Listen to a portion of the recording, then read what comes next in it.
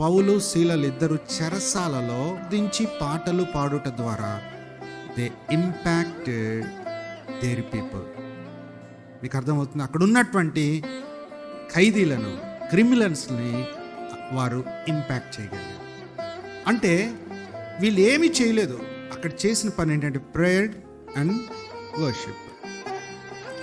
వారు ప్రార్థన చేశారు, కీర్తించి దేవుని పాటలు పాడారు. మరి ఇతరులు ఏం చేశారు? జస్ట్ విన్నారు. ఆ వినికిడితో వారి జీవితంలో గొప్ప మార్పు వచ్చింది. ఖైదీలు పారిపోవచ్చు, పారిపోలే. ఆ ఖైదీలు అక్కడే నిలిచిపోయారు, వారి జీవితాలు మార్చబడ్డాయి.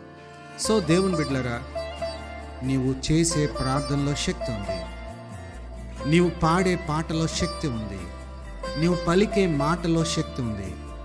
పాటలు, ప్రార్థన, మాటలు ఇవన్నీ కూడా దేవుని మాటలైతే, నీ మాటలు, నా మాటల్లో ఏమీ శక్తి లేదు, కానీ దేవుని మాటలో శక్తి ఉంది.